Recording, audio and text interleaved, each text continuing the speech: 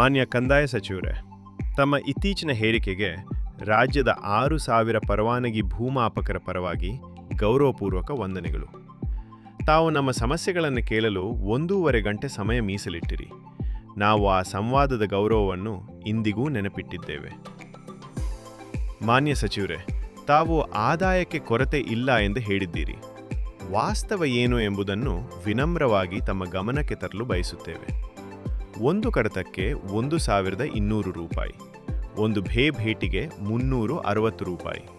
ಇದು ವೇತನವಲ್ಲ, ಕೇವಲ ಶುಲ್ಕ. ಸರಾಸರಿ LSಗೆ ತಿಂಗಳಿಗೆ 10,000ರಿಂದ 20,000 ರೂಪಾಯಿ ಮಾತ್ರ. ಡೀಸೆಲ್, ಉಪಕರಣ, ಸಹಾಯಕ, ಪ್ರಯಾಣ ಎಲ್ಲವೂ ನಮ್ಮ ಜೇಬಿನಿಂದಲೇ. DA ಇಲ್ಲ, HRA ಇಲ್ಲ, PF ಇಲ್ಲ, ಪಿಂಚಣಿ ಇಲ್ಲ, ಆರೋಗ್ಯ ವಿಮೆ ಇಲ್ಲ, ಸಂಬಳ ಸಹಿತ ರಜೆ ಇಲ್ಲ. ಸಚಿವರೇ, ಸಮಾನ ಕೆಲಸ ಮಾಡುವ ಸರ್ಕಾರಿ ಭೂಮಾಪಕರಿಗೆ 60,000 ರೂಪಾಯಿ ಪ್ಲಸ್ ಸಿಗುತ್ತದೆ. ಇದು ಆದಾಯ ಸಂಪತ್ತಲ್ಲ, ಇದು ಬದುಕಿನ ಹೋರಾಟ. ಮಾನ್ಯ ಸಚಿವರೇ, 6,000ದಲ್ಲಿ ಕೇವಲ 3,500-4,000 ಜನ ಕೆಲಸ ಮಾಡುತ್ತಾರೆ. ಉಳಿದವರು ಇನ್ಆಕ್ಟಿವ್ ಎಂದು ಹೇಳಿದ್ದೀರಿ. ವಾಸ್ತವವಾಗಿ ನಮ್ಮ ಸಂಘದ ದಾಖಲೆಯಲ್ಲಿ 4,000ಕ್ಕೂ ಹೆಚ್ಚು ಸಕ್ರಿಯ ಸದಸ್ಯರಿದ್ದಾರೆ. ಆದರೆ ಕೆಲವು ತಾಲೂಕುಗಳಲ್ಲಿ ಕೆಲಸದ ಹಂಚಿಕೆಯೇ ಸಮಾನವಾಗಿಲ್ಲ. ಕೆಲವೆಡೆ ಒಬ್ಬರಿಗೆ 50 ಕಡತ, ಮತ್ತೊಬ್ಬರಿಗೆ 5 ಕಡತ. ಕೆಲವು ಜಿಲ್ಲೆಗಳಲ್ಲಿ ಭೂಮಿ, ದೀಶಾಂಕ್, ಮುಜೀನಿ, ಸಾಫ್ಟ್ವೇರ್ ತಾಂತ್ರಿಕ ತೊಂದರೆಗಳಿಂದ ತಿಂಗಳುಗಟ್ಟಲೆ ಕೆಲಸ ನಿಲ್ಲುತ್ತದೆ. ಇನ್ಆಕ್ಟಿವ್ ಎಂಬುದು ಆಯ್ಕೆಯಲ್ಲ, ಅದು.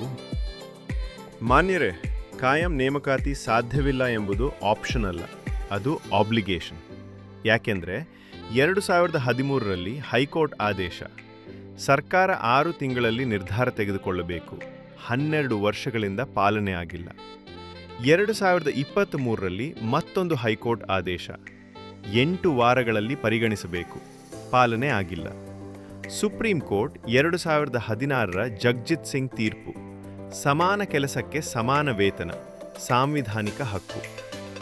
ಮಾನ್ಯರೇ, ಆರ್ಥಿಕ ದೃಷ್ಟಿಯಿಂದಲೂ 6,000 LSಗಳಿಗೆ ಕಾಯಂ ವೇತನ ನೀಡಿದರೆ ವಾರ್ಷಿಕ ವೆಚ್ಚ ಸುಮಾರು 288 ರೂಪಾಯಿರಿಂದ 500 ಕೋಟಿ ರೂಪಾಯಿ.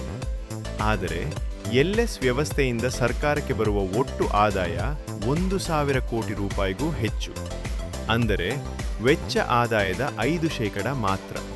ಇದು ಸರ್ಕಾರಕ್ಕೆ ಹೊರೆಯಲ್ಲ, ಇದು ಲಾಭದಾಯಕ ಹೂಡಿಕೆ.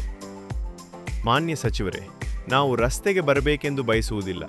ನಾವು ಸರ್ಕಾರದ ವಿರೋಧಿಗಳೂ ಅಲ್ಲ. ನಾವು 25 ವರ್ಷಗಳಿಂದ ಕರ್ನಾಟಕದ ಭೂಮಿಯನ್ನು ಅಳೆದು ರೈತರ ಹಕ್ಕುಪತ್ರಗಳಿಗೆ ಆಧಾರವಾಗಿರುವವರು. ತಮ್ಮ ಸಹಾನುಭೂತಿಯಿಂದ ಪರಿಗಣಿಸುತ್ತೇವೆ ಎಂಬ ಮಾತು ನಮಗೆ ಭರವಸೆ ನೀಡಿದೆ. ಆ ಭರವಸೆ ಆದೇಶವಾಗಿ ಬದಲಾಗಲಿ. ಮತ್ತೊಂದು ಸುತ್ತಿನ ಸಂವಾದಕ್ಕೆ ನಾವು ಸಿದ್ಧರಿದ್ದೇವೆ. ಗೌರವಪೂರ್ವಕವಾಗಿ, ಬೇಡಿಕೆಗಳೊಂದಿಗೆ ಅಲ್ಲ, ಪರಿಹಾರಗಳೊಂದಿಗೆ. ಜೈ ಕರ್ನಾಟಕ, ಜೈ ಕಿಸಾನ್.